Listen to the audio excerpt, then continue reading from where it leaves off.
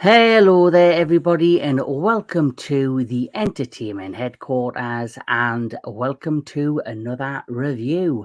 And with me today is a good friend of mine, all the way from Sidney, Australia. It is Jadd the Film Critic. How you doing, my friend? I'm doing good. What a wonderful day! It sounds very much like Proximus there. And if you can tell, if anybody has seen the film, we are here to talk about none other than the one and only Kingdom of the Planet of the Apes.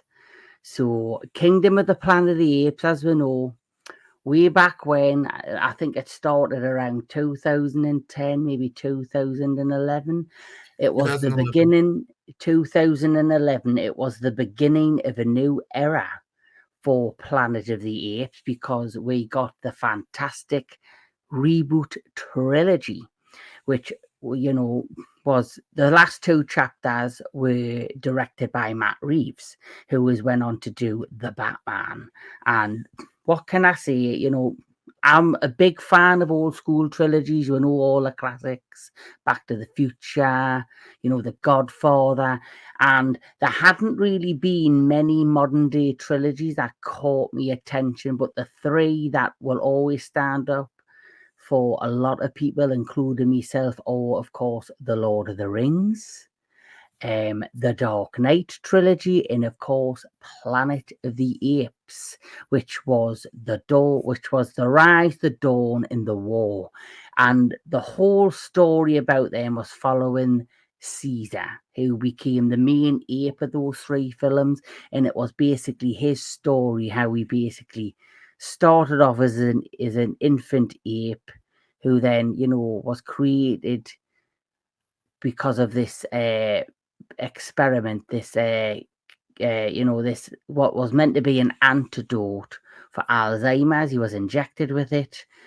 His mother was injected with it, who sadly meets her end, and he is born with this antidote, this you know, chemical in his system, which makes him super intelligent, super smart. He evolves.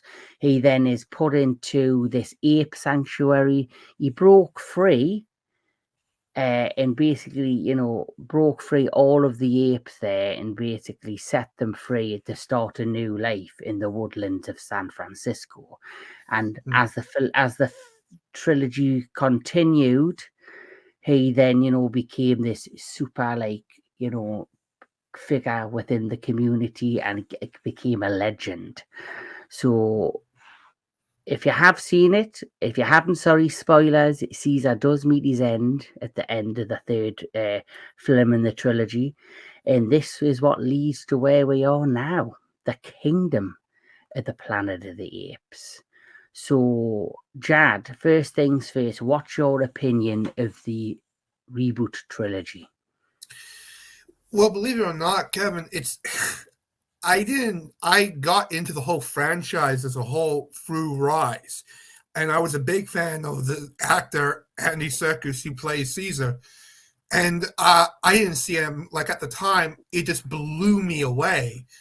That was such a great first start of a film, and then each film got better and better. Mm-hmm. And you did a thing in Hollywood, which is rare, that is to have a great, as you said, a great modern trilogy, which doesn't happen anymore. Yeah. So when it came to Kingdom, all I heard was I was skeptical about it. How could you pick that up after him? After Matt Reeves, after Andy, what could you do? Then I saw the teaser for Kingdom, and I'm like, this brought back the feeling of Rise. And I was sold by it. Yeah, definitely. However, I was just like Wes Ball, we'll get into it, but the director, Wes Ball, he did the Maze Runner movies, and after Hunger Games, it's one of the best young adult things that came out during that crave. But I was very skeptical. Again, it looked great, but how could you do it? And for my money, I think he did a great job expanding the world and giving us new characters. And I really think this is like something like he held on to that baton and he went with it. Definitely. You asked me via Messenger a question. How could I describe the new film, Kingdom of the Planet of the Apes, in 2 words? And I said to you, interesting beginnings. Yeah. Because basically that's what this is. It's the beginning of a brand new, apparently, trilogy. But there's also rumours going on that this could be not just the beginning of a new trilogy, but a set of films. I reckon that this could go on to about 9 films. That's right. the rumour, and it's obviously leading into the past films. That's very heavily influencing, some of the plot points of this film. As we know, the film started in the I think it's 1969 or 1979 was the original. 68, yeah, I knew it was I thought it was the 60s. 1968 with obviously Roddy McDowall and Charlton Heston were the stars of the original. And this film has a lot of influences from that film. The very first one. Very much, especially one sequence in particular So one sequence in particular, and especially with the music, it borrowed heavily from Jerry Goldsmith's original score, like his score from the original movie. And they really do. What this movie does so great is that it's not like a cheap cash grab where they throw nostalgia at you. They put it there because they know it's setting up to something. Yes, and that's why I said like that. Yeah, that's why I said interesting beginnings when you asked us that question, because I agree with you. They're all setting up for a bigger scope of a story. But let's get into it. So, Kingdom of the Planet of the Apes is a 2024 American sci-fi action film directed by Wes Ball and written by Josh Friedman. The standalone sequel to War for the Planet of the Apes, it is the 4th installment in the Planet of the Apes reboot franchise and the 10th film overall. It stars Owen Teague in the lead role alongside Freya, Allan, and Kevin Durand, Peter Macon, and William Ace Macy. So that's the cast, that's the writer and the director. And let's just do a quick mini plot synopsis. So the plot synopsis of this film is: many years after the reign of Caesar, a young ape goes on a journey that will lead him to question everything he's been taught about the past and make choices that will define a future for apes and human alike. So that's your basic plot. So the first thing I'll mention when the film begins is it's clearly set hundreds of years after the events of war. As you know, war was basically continuing after a couple of years of each film, where this is set like a couple of decades beyond war. And the first thing you notice when you go into this is the scope of the land and the scenery and the world that it's built. The one thing I was very impressed with Kingdom is the scope of the world and how they had changed it. And I personally think it was a good choice. They set it years down the line, not just maybe a few years. Because originally, when you see the beginning of the movie, there is a scene which does feature, you see like something that wasn't seen on screen at the end of war, which obviously after Caesar, meets his end and he passes away, you do see one scene with the aftermath of that event. And it focuses in on, if you remember, Caesar in the last film lost his wife and his oldest son. and he was left with one child, one son left called Cornelius. And the camera did focus in on an image of Cornelius at the beginning of the movie. And then you just immediately assume, set a few years later, in this new younger ape character, which you're introduced to, played by Owen Teague, who was called Noah. But at the time, I thought, oh, they're all going to focus on the Cornelius character, and it's going to be a direct continuation. But no, what really surprises that they went in a totally different direction and made this world, this new epic escaped world, this dystopian world where the apes have now expanded their territory. There are different clans of apes. There are different, each clan probably has its own identity, and the Noah character that we are introduced to is part of the Eagle clan. So what was your opinion of this new kind of take in these new group of characters, the Eagle clan? Well, I found it, the world, especially when they go later into the film, it was a lot like The Last of Us, and a little bit of not The Walking Dead, but a lot like The Last of Us. And I figured it's a good way to pick up a story that's set generations after the Caesar's legacy. That is a good idea to do, because I think if you continued from his son, I don't think narrative and story-wise it will have worked. Because I think what this movie does well, and the purpose of going down later on the road, is how it got to the Charlton Heston one. And because with this movie in particular, I think they treat him, I'd rather have them treat Caesar more like a myth than someone who just died a few years ago with following his son. I would rather do what they did here. Yeah, that's what I enjoyed. Like you see, the thing with this, after the amazing original trilogy with the character of Caesar, played wonderfully by Andy Serkis, as you mentioned before, he has now become a myth. He's now become a legend. He's more like a religious figure to many in this. So that was an interesting take on how they come across with Caesar.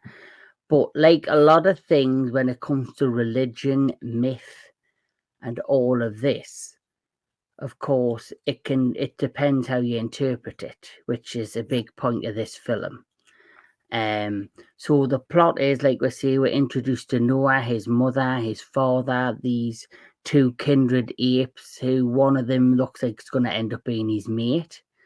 In future films, and basically this isn't a story of adolescence and how he is coming into his own and how he has to prove himself. His father is the leader of the Eagle clan, and basically they go out and venture into the world and they have to capture eagle eggs, and there's like a ritual that happens, and when the ritual happens, the eagle must hatch, and they have to raise it as their own and become like an eagle master, like the rest of the clan. Unfortunately, Noah's egg is damaged. Sorry. And when that happens, Noah then decides to go out in the middle of the night to, find a new egg before the morning, before the dawn, before the ceremony, because he doesn't want to dishonor his family or let his father down, who is the leader of the tribe and is like the eagle master. And during this time they come across a group of other apes, and the other apes are not nice apes. Like I say, the great thing about this film is the introduction that there's not just Caesar's old tribe. It's set hundreds of years down the line where the apes have expanded around the area, around the world. They've kind of separated, and there's different ape tribes. And he's the eagle tribe, and they come across this other tribe, which is a part of the kingdom, which is run by the lead villain of the film, which we'll get into. So unfortunately, this tribe is ransacked and set alight and destroyed by the kingdom tribe, and everyone is taken back to this kingdom area, and the character of Noah is left for dead, who they assume had died after battling to try and save his father, who unfortunately doesn't survive. And this is when we're introduced to the human character and the character of Raka.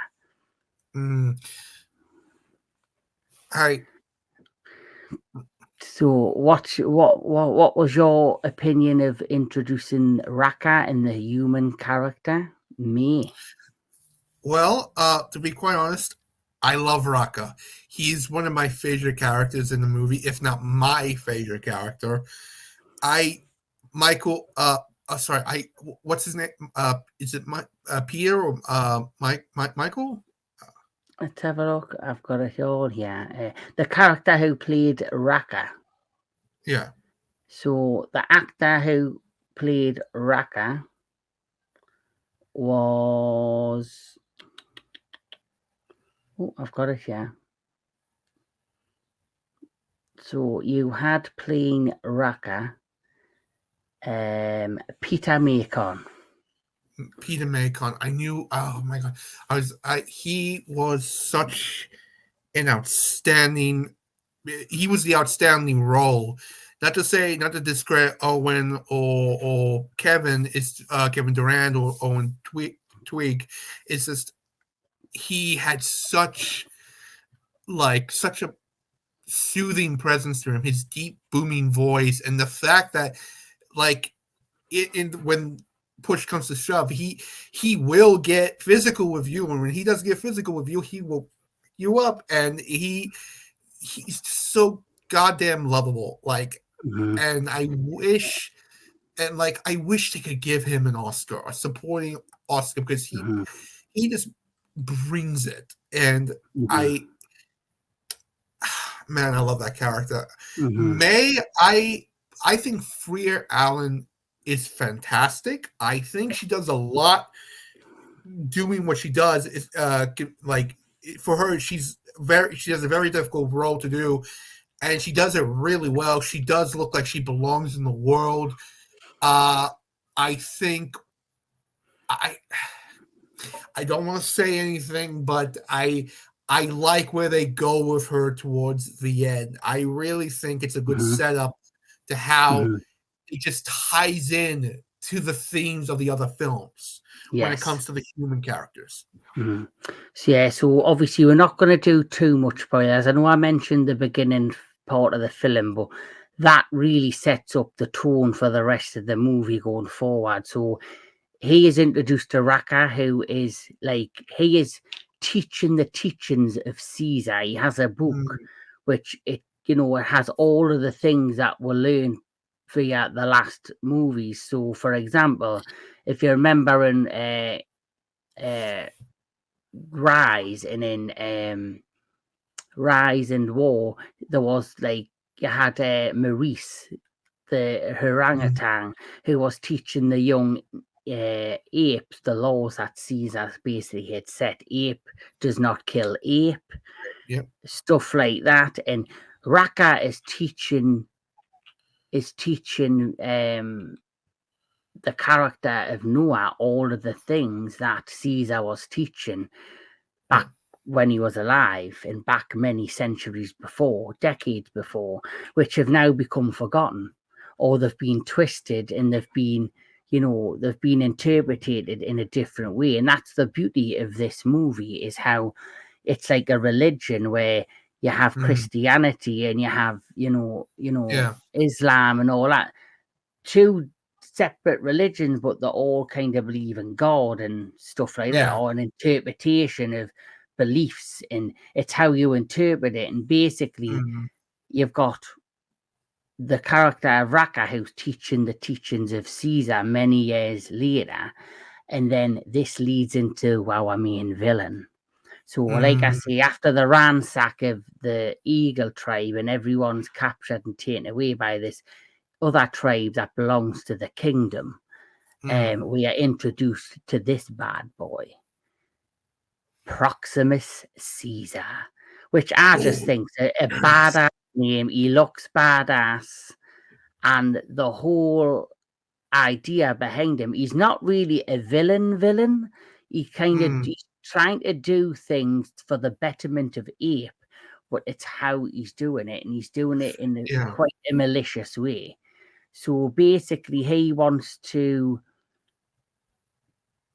now learn all about human technology and the ways of the past to betterment for the tribe, but he also wants it to control the tribe. To basically, he's power hungry. How far would he go if he got his hand on the technology? If he learned how to operate guns and weapons of mass destruction, how far would he go? But he's now interpreted the teachings of Caesar, but he's now twisting it into his own way. And he has his own saying. Caesar had ape, do not kill ape, but he always just runs around going, "What a wonderful day!"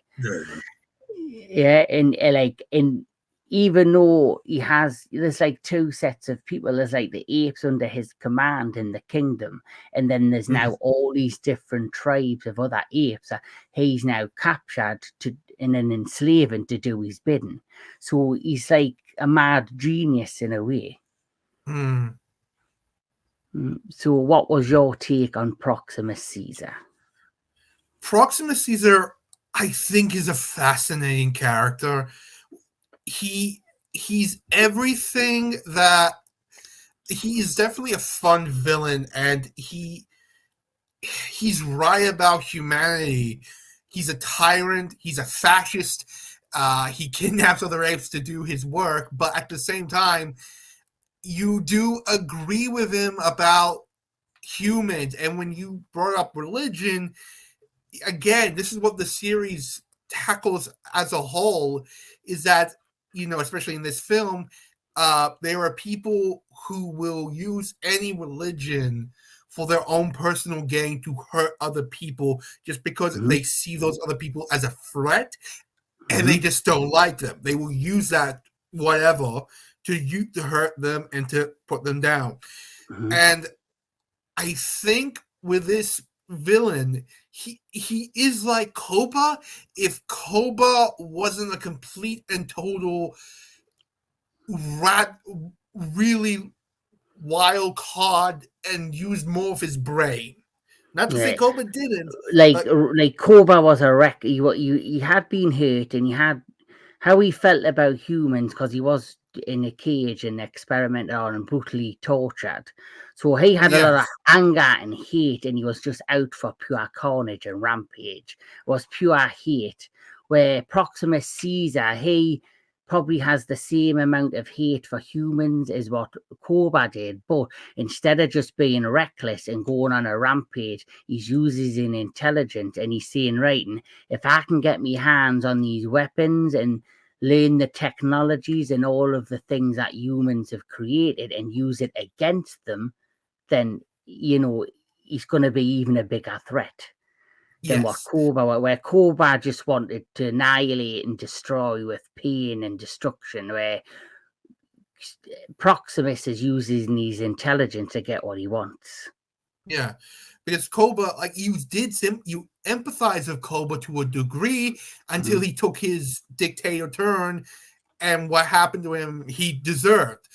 But with Proximus, I want to say he does want to do it he's not wrong about humans, but if he did get his hands on those weapons, I think, to me, and I'm interpreting here, I believe he would have been no better than the humans before, because the whole franchise is about, humans. We suck. We will destroy anything. We destroy ourselves.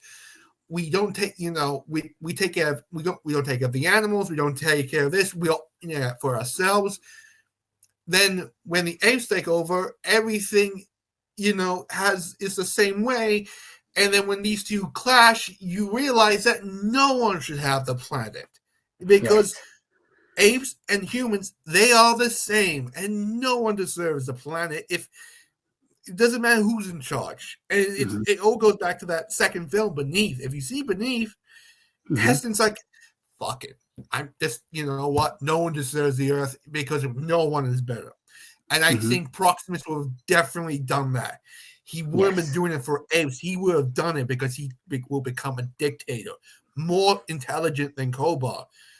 Mm-hmm. Because, yeah, I don't want to spoil anything, but I'm like, Mm-hmm. And obviously, May's character, because obviously yeah, she gets introduced and she's called Nova. Now, if you remember in War, Maurice names the little mute girl Nova, and so Nova is basically became like a name for female humans. It's like become like a new kind of like saying or phrase to describe humans, especially females. And you believe she's a mute new human because back in the day, as we know, if you know the history of the trilogy, when this virus starts to go wild because the antidote that is created that helps form Caesar, it does wonders for apes. It makes them intelligent, it makes them grow, it makes them stronger. But when it came to humans, if you know by the last movie, if you've seen it, it had the opposite effect. It kind of went in the reverse of what it does to apes. It basically de-intelligizes humans and it makes them savage, and it basically turns them into animalistic people.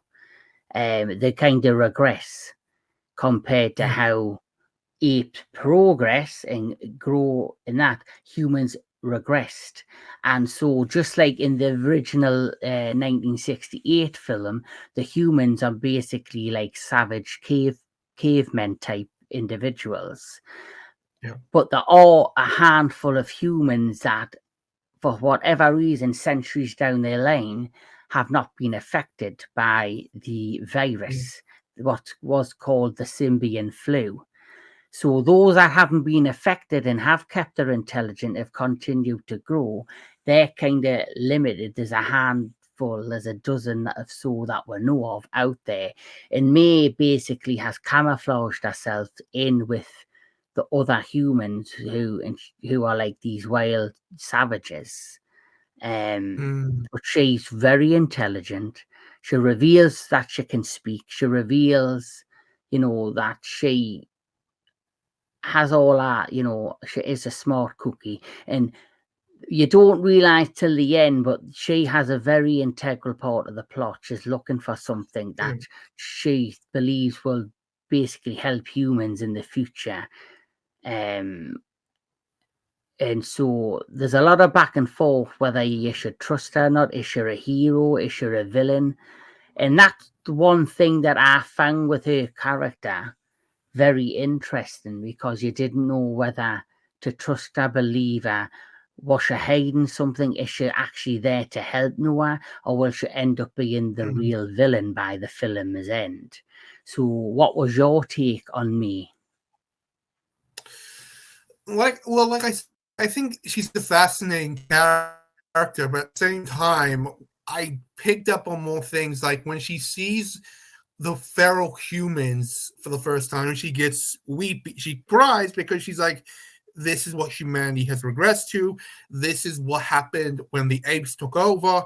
And then later she sees a scene with Noah fixing the prod, and she sees him working. She's thinking, I have to be on my guard. So when she says to him, I'm sorry, I shouldn't trust you and all that, you don't really believe her, because at the same time, when she does something, I understand why she did it. Mm-hmm. But at the same time, you're just covering your ass and you don't really care about the apes. At the end of the day, you are just using them. You use them, and then you just like, well, sorry, like it's like a necessary sacrifice. And you know how the main, Noah feels about his apes. You know his quest, but it doesn't matter to you because, you just, why would they? She just, I don't think she cares about them. Yeah, she's using them to get what she wants. She's basically like Proximus. Obviously, he's got his A lot like goals Proxima. where he has an agenda. He wants to get his hands on the technology and weapons for the betterment of the ape, but he's going to do it in like that dictatorship way, where she in her mind is like, well, we created these things, we actually own these things, you don't need them, you don't deserve them because they belong to us, the humans. And so she in her own way is trying to save the human race, the ones that are still like intelligent and can talk and are like us every day, but she's doing it in a malicious way as well, where she's using the character of Noah to get what she wants. So there's three kind of plots happening at once. Like you've got Noah, who's a young ape, very naive, who's lost his home, lost his family. And then when he's eventually captured with May and Raka, and he returns and he gets taken to the kingdom, Proximus's kingdom, he is reintroduced to this character, which is his mother, who I thought was, for me, it was such, the great thing about the original trilogy is it tugged on your heartstrings with the emotional connections of the characters. So you felt Caesar's pain, you felt when he was happy, every time he cried, you cried with him. And this wasn't on the level of the original trilogy, but it still attempted to capture you with the emotion and with the relationships of each character. And I love the character with Noah and his mother, who was beautifully, I love that too, yeah. it was beautifully well acted and played. But overall, the overall story is the beginning of a new adventure. It's a beginning of a new maybe trilogy or maybe saga. I reckon the rumor, like I said earlier when we were talking earlier, there's rumor that there could potentially be 9 films in the new Planet of the Apes. So overall, what did you think of the story? The story, it's a good first act story. If Wes doesn't stick around, because I think he wants to do Zelda for Sony, first of all, you're screwed, mate. You're screwed if you do that for them. I think he just should stick with the Ace. I think he has a fresh vision enough. Wherever the writing goes, I would see more of this. The thing is about these movies is that, especially this trilogy, the last trilogy and this movie, they have a way to really tug on your heartstrings, to pull you into the story with the characters, and they look incredible. They look so real. I would rather have 9 movies of this than 6 movies of Avatar. They really 100% agree. Sorry? 100% agree with you when it comes to Avatar. Yeah. I really want them to make more movies like this. If this succeeds and it's doing well, I would want it to continue with this path. I would, because I want to see more movies like this. And I think this is such a good start. I want to see where it goes first. So, yeah.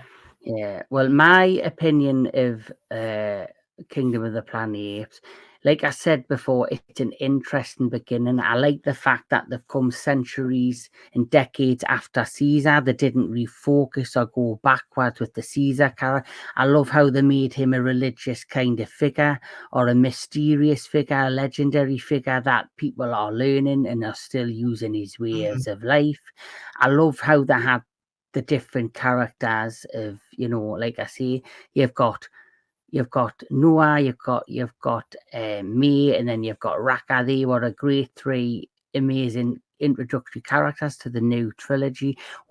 Whether they continue using the character of me, because as you know, each character introduced different humans. So whether she does make another appearance is another thing. The villain, I have to say, the villain he was an amazing new villain. You really grabbed at it. I really found him interesting. And like you say, he's not what he believes in is right, but it's how he's going about it. The emotional connections with the other apes was all there. It reminded me of the glory days of the original trilogy, but not on the same level. I think, it didn't get me that much, but don't forget we are just in the beginning stages. Yeah. Story, it was a great story that introduced a new hero, Noah. I love the world building, the landscape, and the scenery elements was just fantastic. The fact that they're going more in depth, showing new cultures, new ways of life with the apes, I find very intriguing and interesting. The tributes in the Easter eggs to past films were very, in your face, which was a nice touch. The pacing of the movie, I thought it went at a decent pace. I do think some bits were too slow. They could have, pushed things up a notch a bit to get from start, middle, and end. But the pacing, that was probably my only negative of the film. The CGI, just on par with the original reboot trilogy, just outstanding. 10 out of 10 for me when it comes to the CGI, because it's not Andy Serkis, but you can see he's got his handprints all over this. The following what he made, and there would have not been the key part of the original trilogy that made it a success was the amazing performances of Andy Serkis. And I have to give it up for two particular actors in the new trilogy, which is Owen Teague as Noah and Kevin Durand as Proximus Caesar. They just did an excellent job. The only other element that I will say is a negative, maybe the pacing is slightly off. The only other negative I would have to say is probably the human character, me, because I didn't know, and maybe that was the whole point. We didn't know she was going to be a good guy, a villain, or indifferent. And a plot point really is leading into the next movie. Basically, how this film ends, it ends basically on a bit of a cliffhanger, which is clearly a setting up of bigger things involving humans and apes again. Which my only negative with that is because of how this did focus on different clans, different, I guess, belief systems within the world of apes. It would have been nice to see that continue on and see that explored more and focus maybe just on the relationships and the different societies of apes. The fact that they're going to go down reintroducing the humans who are clearly going to try and do an uprising, which is what it's looking like in the next future films, which I think could be done, but maybe down the line even further, not straight away. Because everything seems like it's going to come full circle. That humans rule, then apes, and now humans look like they're going to attempt to recapture what they've lost. So that's where it looks like the plot's heading. What's your opinion of that? Yeah. Well, it's funny. It's just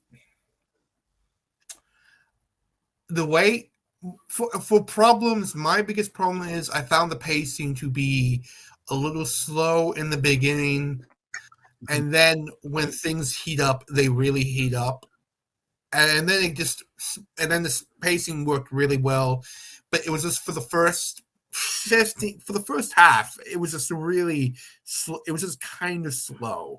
And I get what they were doing. They were setting it up. But I think I felt it more this time, the second time. My other biggest problem with the movie is that as great as Proximus is, I wish he was in it more.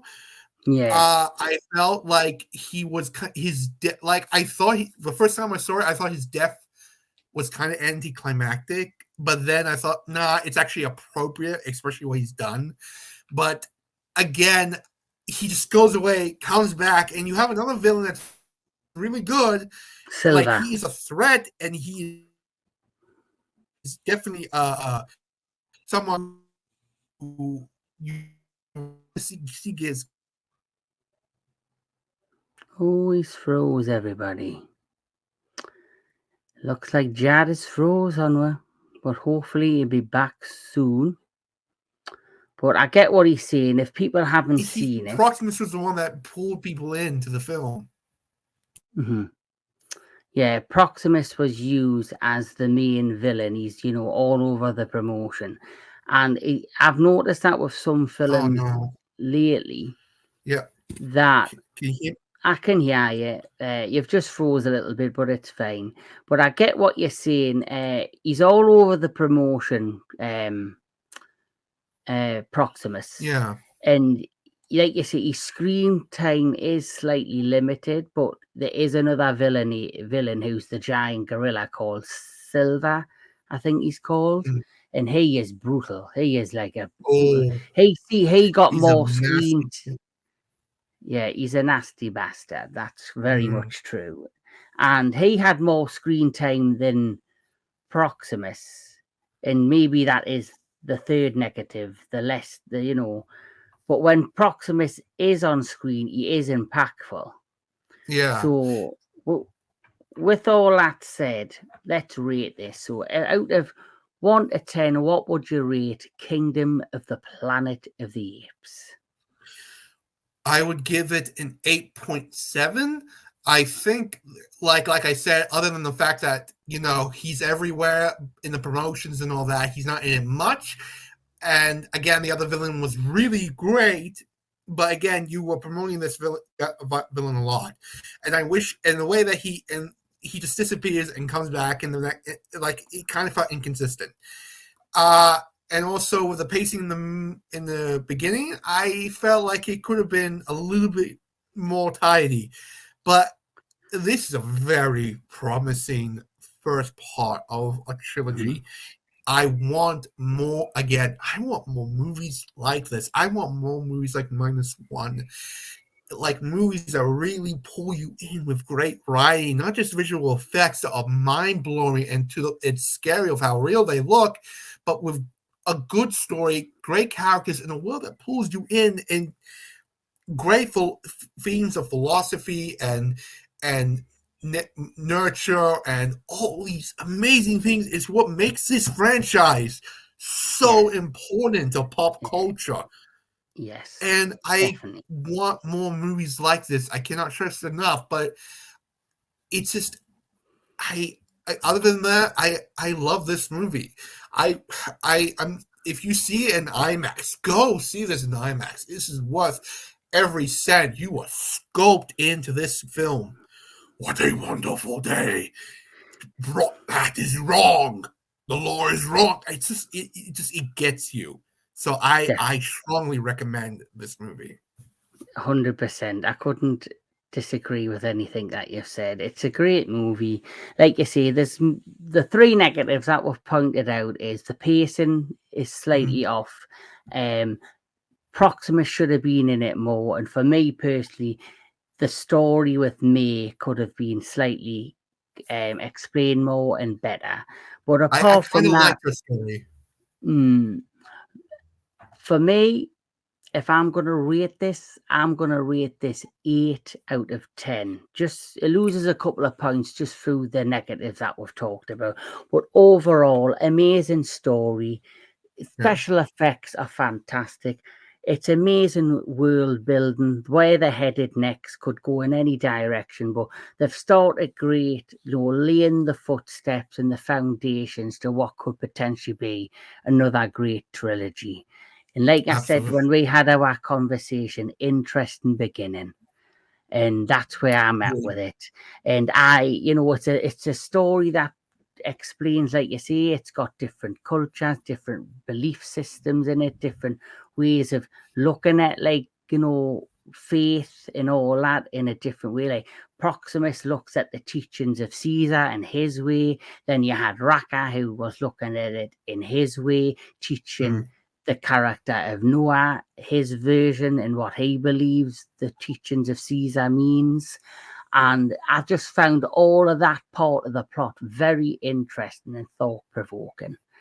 Yes. And that's where I'm at with it. So 8 out of 10 for me.